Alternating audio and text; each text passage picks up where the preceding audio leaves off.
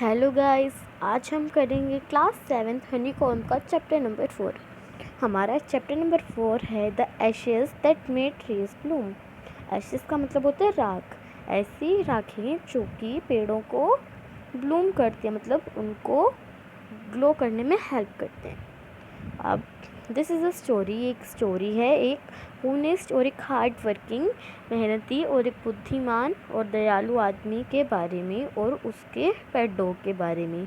जो उसके नेबर्स यानी जो उसके पड़ोसी होते हैं are troublesome and the dog dies a sad death. जो उसके पड़ोसी होते हैं वो उससे मतलब उनको दिखते होती हैं उस डॉग से, और द डॉग जो है एक दिन बुरी मौत मरता है। और जो डॉग की आत्मा होती है वो उसके मास्टर को, जो उसका हार्ड वर्किंग ओल्ड कपल होते हैं, उनको एक सोलेस यानी उनको एक विश करती है, विश देती है कि भाई तुम ये सब कर सकते हो, कि भाई अनएक्सपेक्टेड वेज, मतलब उनको अजीब अजीब बढ़िया चीज़ें करने के लिए उनको एक सोलेस देती है, यानी उसको एक सपोर्ट देती है पीछे से। तो चैप्टर स्टार्ट करते हैं। In the good old days of Deimos, there lived an old couple whose only pet was the little dog.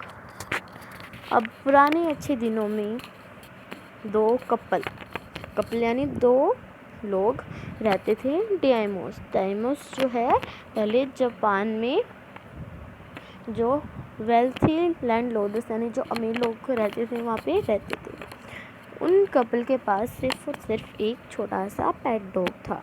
उनके पास कोई भी चिल्ड्रन नहीं था और वो उस डॉग को अपने बेटे यानी बेबी की तरह पालते थे, मानते थे। The old day made it a question for blue crepe and at the मिलमेंट मोको for that for its name. अब द ओल्ड डे मैंने जो उनकी जो ओल्ड आदमी और औरत थी वो उसको मुको कह के बुलाते थे, मतलब मिल टाइम पे कहते थे मुको, जो कि उसका नाम था। मुको आता और जैसे कैट होती है कैट की तरह बैठ जाता और खाने पे लग जाता। The kind people fed the pet with tidbits of fish from their own chopsticks. जो वो दयालु लोग थे वो उस पेट को अपनी चॉपस्टिक से टिडबिट्स ऑफ फिश खिलाया करते थे, मतलब कोई फ़िश की डिश है ये। And all the boiled rice it wanted, और वो उबले हुए चावल भी खिलाते थे जो उसे अच्छे लगते थे। Thus treated, the dumb creature loved its protectors like a being with a soul. और उसे ऐसे ही पाला जाता था कि उस बेचारे क्रिएचर को ऐसे प्यार मिलता था जैसे कि उसे अपनी आत्मा मिल गई हो। द ओल्ड मैन, अब जो बूढ़ा आदमी था, being a rich rice farmer, वो एक चावल का फार्मर था। Went daily with hoe or spade into the fields, working hard from morning until odd tenth sama as the sun sky had gone down behind the hills. वो जो old man था वो चावल का फार्मर था। वो रोज़ सुबह अपनी कुल्हाड़ी फावड़ा लेकर खेत में जाता और सुबह से लेकर शाम तक ओ टेंटोटामा जापान में सन को कहते हैं, जब तक वो ओ टेंटोटामा हिल्स के पीछे छुप नहीं जाता था तब तक वो काम करता था। Every day the dog followed him to work. हर दिन डॉग जो है उसके पीछे पीछे जाता था। Never once harming the white heron that walk in the footsteps of the old man to pick up the worms.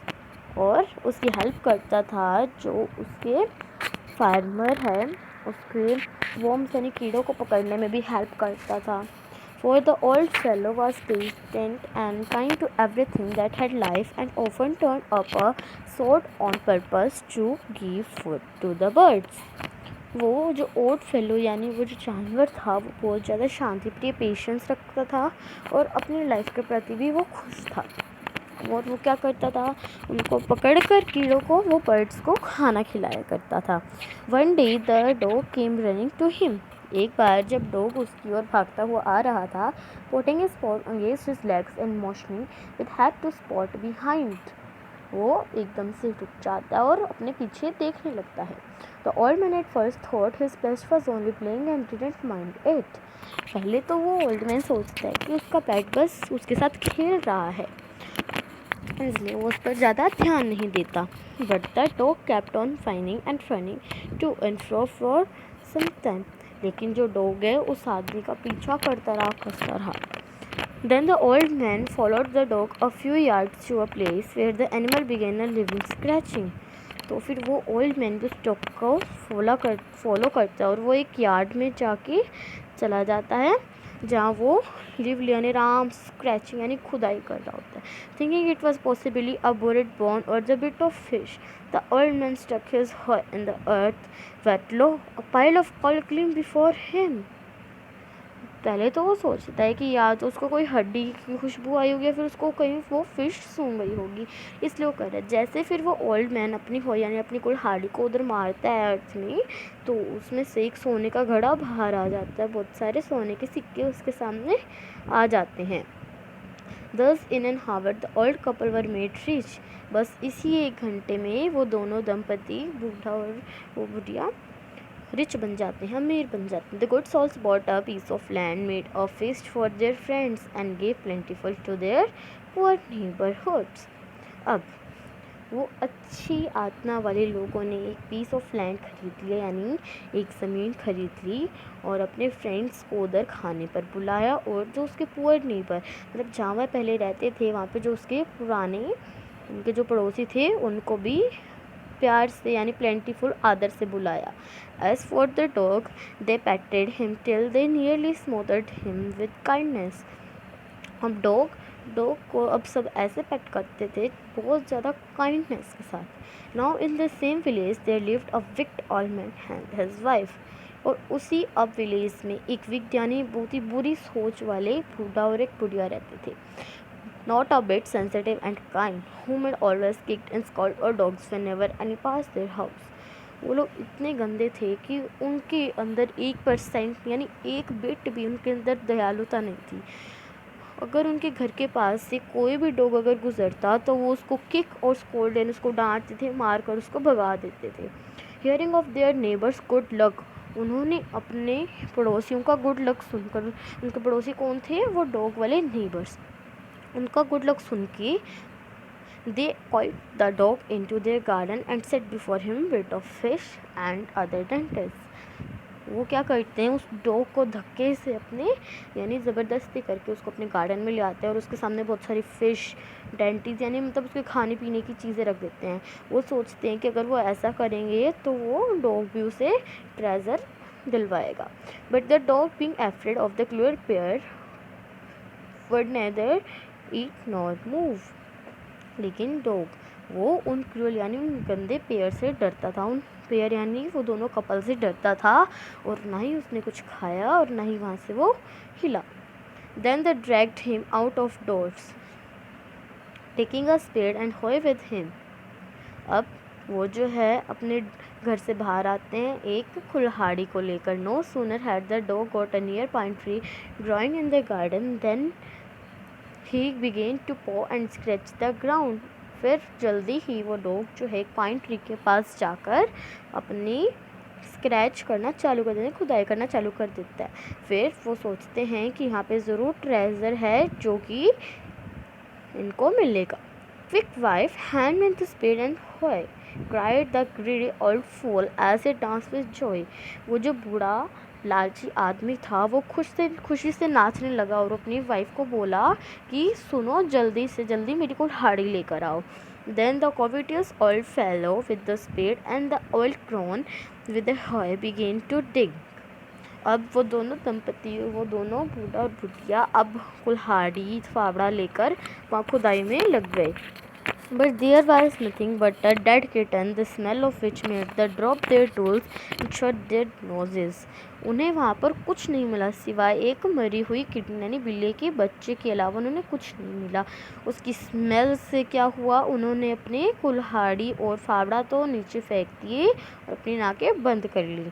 Furious at the dog, the old man kicked and beat him to death, and the old woman finished the work by nearly chopping off his head with the sharp hoe. अब वो दोनों के दोनों थे, वो dog से गुस्सा आ गया और ओल्ड मैन ने उसको तब तक किक किया, तब तक मारा जब तक वो मर नहीं गया. और उस काम को उसकी ओल्ड वुमेन ने पूरा किया, उसके हेड को चॉप करके यानी उसके हेड को काट दिया गया. They then flung him into the hole and heaped the earth over his carcass. अब जहाँ उन्होंने ट्रेज़र के फ़ायदे के लिए उन्होंने सोचा कि ट्रेज़र होगा, जहाँ गड्ढा खोदा था उसी गड्ढे में इस बेचारे डॉग को उन्होंने फेंक दिया और उसे मिट्टी से ढक दिया.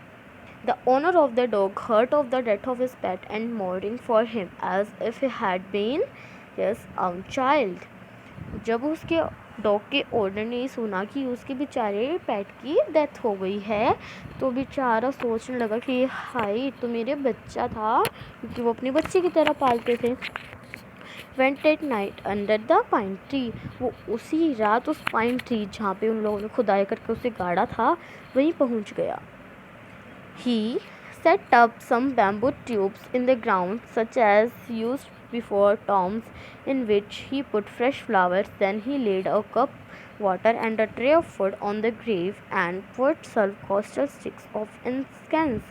अब उसने क्या किया, जहाँ उसे गाड़ा गया था उसके चारों तरफ बैम्बू ट्यूब्स लगा दी, जैसे कि किसी की भी जैसे दरगाह बनाई जाती है उस प्रकार इन्होंने बैम्बू ट्यूब्स लगा के उसके अंदर फ्लावर्स को रख दिया. और साथ में उन्होंने एक पानी का कप और उसके फूड को भी उसके ग्रेव के ऊपर रख दिया. He mourned a great while over his pet, calling him many dear names as he was alive. वो बेचारा गिड़गिड़ाने लगा और उनको सभी नामों से बुलाने लगा जिससे वो बुलाता था. उससे लगा कि ये सब करने से वो जिंदा हो जाएगा. That night the spirit of the dog appeared to him in a dream.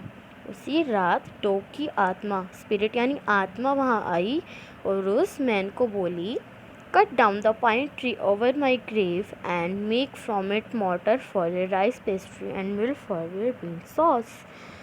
उसने कहा कि तुम इसको पाइन ट्री को कट करो जो मेरी ग्रेव के ऊपर यानी जो मेरी इस दरगाह के ऊपर बना हुआ है, और इसे तुम मोटर फॉर राइस पेस्ट्री, तुम अपनी राइस पेस्ट्री के लिए मोटर बनाओ और अपनी बीन सॉस के लिए तुम मिल बनाओ.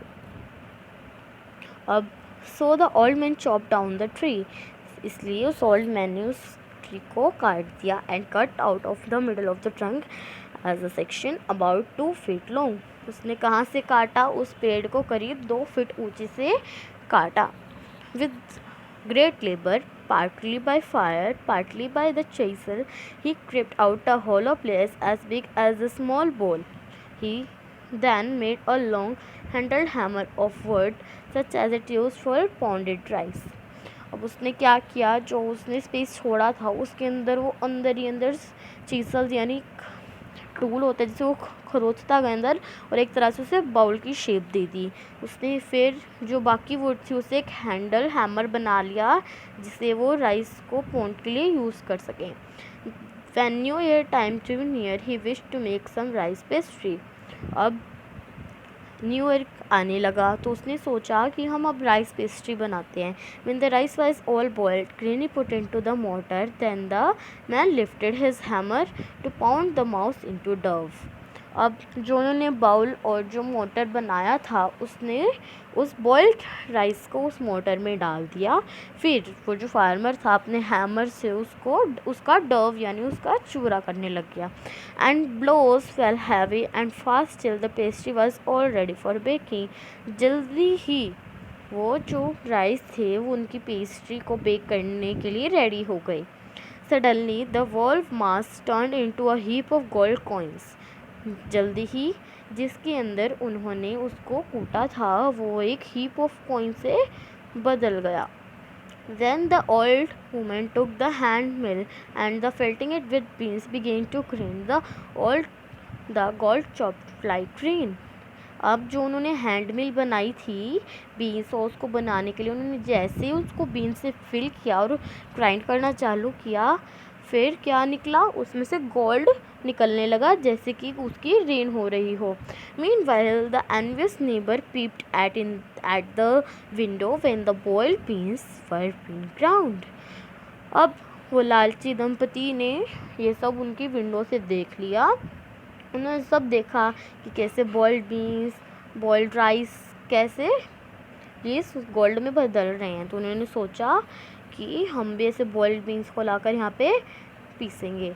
Goody me, cried the old hag as she saw each dripping of sauce turning into yellow gold until in a few minutes the tub under the mill was full of shining mass of gold.